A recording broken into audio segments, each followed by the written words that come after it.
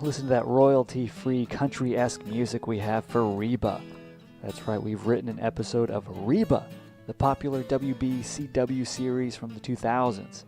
It was not easy writing this episode, and there are some things you have to know about Reba before we start. This show is all about relationships, so I'm going to give you a quick rundown right now so you understand who's who. Okay, so first, there's Reba, played in this episode by Bridgette Wallace, in real life by country superstar Reba McEntire. She is the divorced mother of 3, living at home with her children and her daughter's husband, Van. Van is played by comedian Doug Gillon in this episode. He is the lovable dope of the house. He's married to Reba's daughter, Cheyenne, and they have a child, Elizabeth. And who is Reba divorced from? Well, that's Brock. Now, Brock, played by comedian Loden here, cheated on Reba with his receptionist, Brock's a dentist, and got her pregnant. And that other woman is Barbra Jean, who is played by comedian Natalie Higdon in this episode. Now, Reba does not like Barbra Jean. Meanwhile, BJ likes Reba just fine. BJ is a little ditzy, and Barbra Jean and Brock have a son, Henry. And that's it. That's all you need to know going in. Now, before we start, I have a podcast recommendation for you. Check out the Dude Files from the Bro Honey Podcast Network. Every week, the hosts, Andy and Alex, talk about a different mystery. They go over the facts of the story, and you have some laughs along the way. So if you're into the strange and the macabre, check out the Dude Files. Plus, if you like cool accents, it's neat too. One of them is Belgian, the other is Australian, so you'll just have a good time hearing them pronounce things all different. All right, enough of me. Here's our brand new parody episode of Reba. Oh, wait, and stick around after the episode to hear a couple of outtakes we had. Okay, bye. Hey!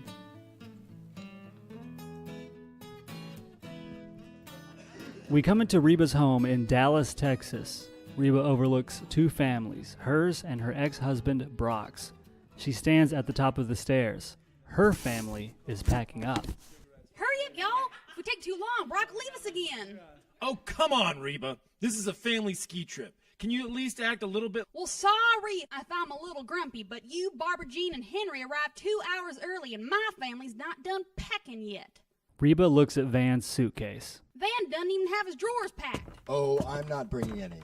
I'm afraid this trip will be so awesome that I'll shit myself. Van, you know it's just an expression, right? No one It's useless, Brock. Now why are you and Barbra Jean here so early? Well, Barbra Jean is pretty... I'm excited. I can't wait for all of us to be together. I'm going to make dinner for the whole family. Am I going to get to say a full sentence today, or is this just not... Go on then, Brock. Finish what you were going to say. I was going to say Barbra Jean is... She's pretty excited. And I think we were all happy we waited for that. Van, where are Elizabeth's coats? Brock takes Barbra Jean aside. I don't think we should tell Reba. She seems a little pissy. Well, I think once we get to Telluride, we all relax, her mood will change, and we can tell her tonight after I make dinner. Woo! Damn, Van! Did you have to scream in my ear like that?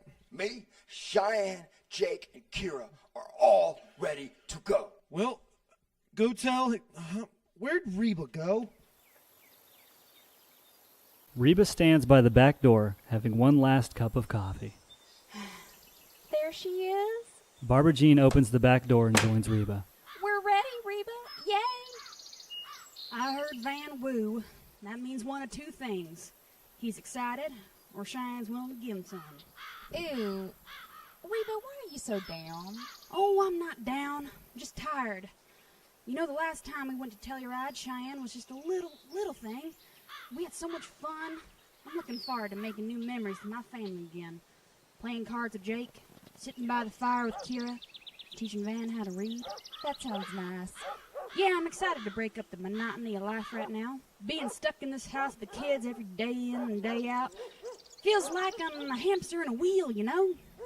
Oh, I don't know. Brock keeps us pretty busy, taking me and Henry here and there. This will be our 4th trip this year. That's nice for you. You know we're ready when you are. Barbra Jean goes inside. Reba follows. Reba walks in the living room, picks up her bags. She sees Brock's family, but notices her family is missing 2 people. Where's Where's Van and Cheyenne? They went upstairs. Reba drops her bags and plops on the couch. Guys, have a seat. It'll be a minute. Reba's family and Brock's family arrive to the cabin. Oh, this is so nice. Look at it, y'all. Barbara Jean goes upstairs to check the rest of the cabin out. Holy, look at that TV and a fireplace. Woo! Reba stands by the door. Reba, why are you standing there? I'm waiting until we get to my family's cabin. Your cabin? Did you rent yourself another cabin? No, my family ain't staying with your family. Do you not get us separate cabins? Reba, now why would I do that? Oh, I don't know, Brock. Maybe when you decided to lead 2 separate lives, get your receptionist pregnant and marry her. For God's sake, Reba, just put down your bags. Not till you get us another cabin. I can't. I booked it months ago. I was lucky enough to get this one. And if you have a problem with Barbara Jean and Henry being here, talk to BJ about it. She's the one who wanted you to come in the first place. Fine, but make sure my room is on the opposite side of the cabin.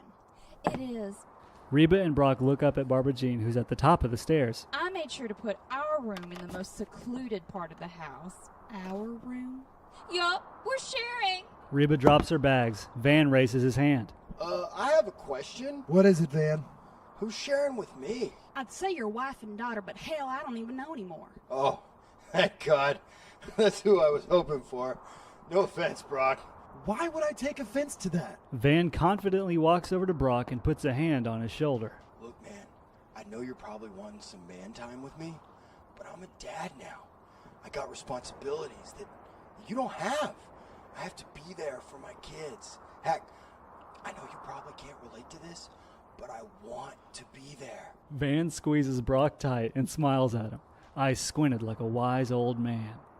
Get away from me. You want that second cabin now, don't you? You fucking piece of shit. The families are preparing to hit the slopes. Everyone is getting their clothes on and gearing up. Woo! Van, what are you wearing? Are you blind, man? I got my swim trunks and my wife beater. I am ready to ski. There's sunscreen on his nose. Van, this ain't water skiing. This is a sticks on your feet in the snow type of skiing. Oh, I was wondering why we were in the mountains. Well, hell yeah. I've never stick skied before. This is gonna be cool. Woo! Is everyone else ready? Let's see. Kira's good. Jack's ready. Cheyenne's bundled up. Elizabeth's got her little baby coat on, and Van is Van. Brock, how's your team shaping up? Me and Henry are ready, but Barbara Jean's taking a minute. Women, right? Brock looks to Henry. He smiles a little boy smile. Did you notice that most of the people in front of you right now are women, Brock? Jeez, Reba, it was a joke. Joke or not, tell your wife to hurry up. I've already told her 3 times. I'll go tell her then. Reba walks up the cabin stairs and knocks on the bathroom door. 1 minute. Barbara Jean, hurry up. Everybody's already down there. Okay. What is wrong in there? Reba walks in to find Barbara Jean hunched over the toilet. Barbara Jean, are you okay? Oh, yeah. Just some bad oysters from last night. All right, well, hurry up. Tell everyone they can leave without me. I'll catch up. Sounds good. See you on slopes, BJ. Reba, What? will you stay with me? No, are you crazy? You have a husband for that. Reba leaves and comes back down the stairs. So, what's up? Oh, she's puking her guts out up there. Oysters from last night. Brock gets nervous. Yeah, it's the oysters. She said we can leave without her. She'll catch up. We can't leave her here. Somebody should stay with her and make sure she's fine. Sounds good, Van. I'd say her husband is up to the task, ain't that right, Brock? I want Reba! At the top of the stairs is a disheveled Barbara Jean. Honey, I can stay with you. You don't need Reba. Yeah, he's right. Besides, if I stay here, who's gonna watch the kids? What? I can watch the kids. You sure you won't up and leave them to follow the next tall blonde who skis past you? Will you stop? Well, it's settled. Reba stays here, and I watch the kids. Hand over Henry, Brock. No, it's not settled. Barbara Jean's puke falls from the top of the stairs onto Reba's back. Did you just puke on me? Oh, you can't come with us looking like that. There, now it's settled. Barbara Jean shuffles back to the bathroom.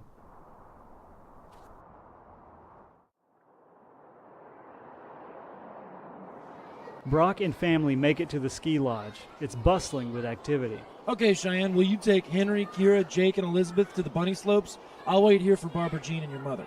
Cheyenne nods her head and leaves, with an excited group of children. Van starts to follow, but Brock puts a hand on his shoulder. You're staying with me, Van. Whoa, whoa, whoa, whoa, whoa. Why? Look at the way you're dressed. If you go out there, you'll die of hypothermia in front of my daughter. If anything, I want you to die of hypothermia in front of me. Oh, okay, bro. It would traumatize Cheyenne to see you like that. But I would get one of those nice, happy memories Reba was talking about on the way up here. Wow, why don't you tell me how you really feel? I don't like you. I was being sarcastic, damn. Reba is pacing up and down the hallway, waiting for Barbara Jean to get ready in the other room. Reba stands next to the door. Come on already. I showered, changed my outfit, and got all the puke out my hair. What's your excuse? I'm almost done.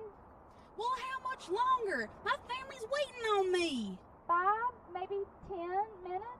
Oh, my God. Okay.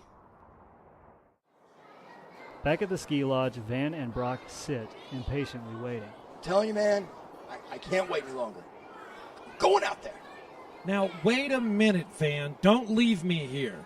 I won't leave you here if you come with me. Fine, but let's not go far from the lodge.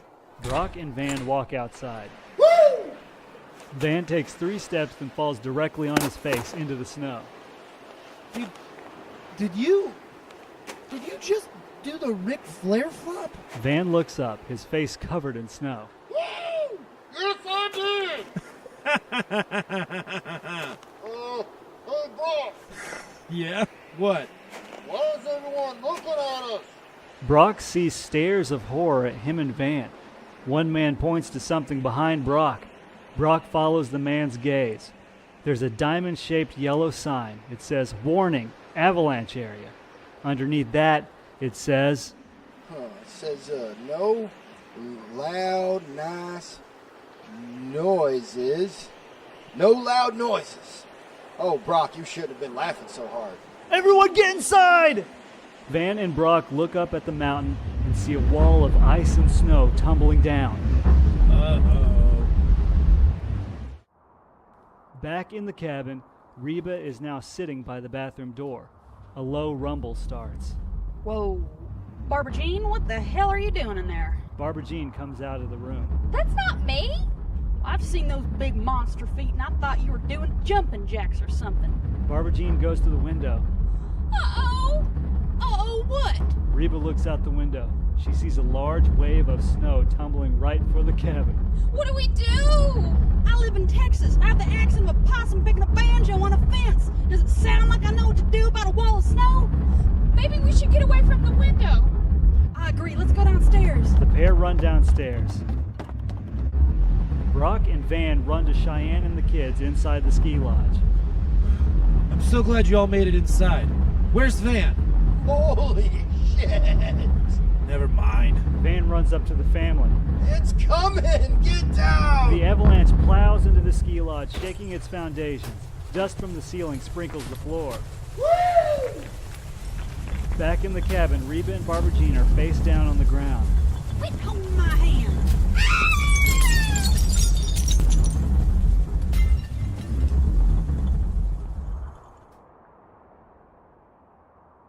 Reba looks around. Hey! We're alive. Reba gets up. Barbara Jean. Barbara Jean? Barbara Jean, get up. Reba touches Barbara Jean. Ah! Ow, what the hell? Why would you scream? I thought you was the snow trying to get me. Why would... Get up. In the ski lodge, people are starting to move again. Hey, well, that wasn't so bad. I thought it would be a little cooler, but still. Oh no. Barbara Jean! Brock runs to the nearest window and looks down the mountain. I can't see the cabin. Brock pulls out his cell phone. Hey, Brock, what are you doing? What do you mean, what am I doing? Are you okay? Yeah, why? The avalanche? Oh, yeah, no, we're good. Okay, good. Keep it that way. And don't tell Reba a thing. I know you've got a big mouth, but you promised me you'll wait until we can both tell her. Because if she hears it from you, she just might kill you. You don't need to worry. I'm practically a vault when it comes to secrets. What secrets? Oh, damn it, Barbara Jean. Was that Reba? No secrets, Reba. What are you talking about? You're crazy. Like, literally crazy. I'm gonna put you in the nuts house. Barbara Jean? Hello?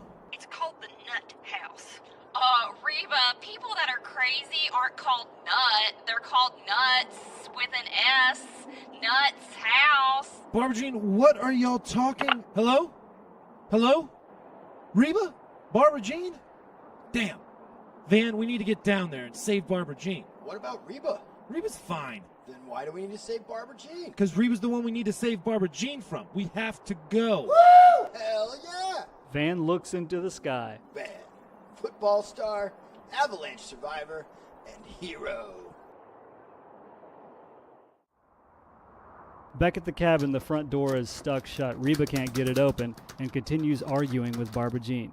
You're the only one that's nuts over here, Barbara Jean. If it wasn't for you, I wouldn't be separated from my family. What was taking you so long anyway? Well, how about we sit by the fire and stay warm? We don't know how long we could be stuck here, and body heat is the only way. Don't try to change the subject. And look, the power's on, the heat is on, everything's fine. Answer my question. Are we stuck here because of you or what? Yeah, So what were you doing? I was still a little sick. It just took me a while to get over it. Well, I'm sorry for you, Barbara Jean, but I didn't want to spend this trip cooped up in a cabin with you. I know you want to be with your family. Yeah? I think I just need some space, okay?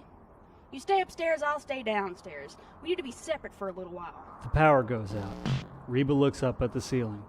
Oh, hell. Cuddle buddy. Shut up. At the ski lodge, Brock is looking out the window at the snowmobile. Van taps him on the shoulder. Did you tell Cheyenne? Oh yeah, she was not happy about us doing this. Pissed is the better word. Well, we have to rescue Barbara Jean. And Reba. Right, yeah, Reba. Let's go. Brock and Van sneak out of the ski lodge. They trudge through the snow to the snowmobile. Okay. Do you know how to drive one of these? I think I can figure it out. Hop out! They get on the snowmobile and take off toward the cabin. Man, stop doing that shit. Barbara Jean and Reba are playing cards. Reba just lost. Barbara Jean sweeps in her chips. Wow, Reba, you have a horrible poker face. When it comes to you, I have a hard time hiding how I feel, I guess. Oh, that's sweet. I wasn't being... Never mind. You know, out of everyone I could have been trapped in a cabin with, I'm glad it's you. Imagine if you were trapped in here with Brock. Oh, I know. He would have accidentally killed himself trying to save us. Reba, can I tell you something? As long as it's not the weather. Okay, well, Brock and I wanted to tell you this tonight after I made dinner, but, well, I don't think that's gonna happen, and, see, we had this whole plan of having the family together, and... Barbara Jean, just spit it out. I'm pregnant. Oh. We didn't plan it. It just happened. Reba stands up, grabs a glass of water. Are you mad? I can't tell what you're feeling. Maybe we should play another game of poker. You didn't have oysters, did you? Had some of those Rocky Mountain oysters. No, I'm not mad. I don't feel anything. Oh, okay. Reba throws her glass. That feels like you're mad. Reba grabs her coat, breaks open the door, and walks out into the snow. Reba!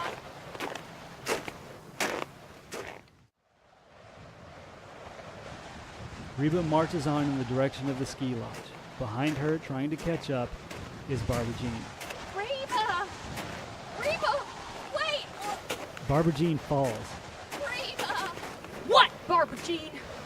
What? We should talk about this. Why? It's none of my business that you two are pregnant. I don't care. If you don't care, then why'd you leave? Why? Brock said you might react this way. said you might be jealous. Jealous? I'm not jealous. Then what are you? Why would someone leave when they find out a friend is pregnant? You're not my friend. And not congratulate them. You're jealous. I'm not jealous. I'm... Okay, yes, I'm mad. I shouldn't be, but I am. Why? Because your life's moving. New things are happening for you. Your family's growing, and I'm stuck. My family? I'm in the same house I was married in, raising my kids' kids, trying to work, and there you are, with my husband. A brand new shiny house, a new shiny family, trips here and there. Oh, Reba. This trip was supposed to break the monotony of my life, and here you are, piling on. Reba, we aren't two separate families, and you, by the way, have everything I want. A full house of kids, a grandbaby, a big family that loves you. You are who I want to be. And who I am to you is who I want to be. But I'm not. Yes, you are. Barbara Jean hugs Reba, and Reba hugs her back. The wind dies down for a moment. A rhythmic grunting can be heard. What is that? Reba and Barbara Jean climb a hill. At the bottom, they find Van performing CPR on Brock. Live, you son of a bitch! Live! I am live, you idiot! Van! Brock! What are you doing here? Saving you? Duh! By the way, can you help us out? Brock fell off the snowmobile and broke his leg after I took a pretty sweet jump. Barbara Jean, did you tell Reba? Reba taps his leg with her foot. Ah! I take it that's a yes. Barbara Jean takes a look at his leg. Yep, in my medical opinion, that's pretty broken. Reba, what do you say we take care of our family here and drive this thing to the lodge? Whew. Sounds pretty good to me. And, Barbara Jean, thanks for the talk back there.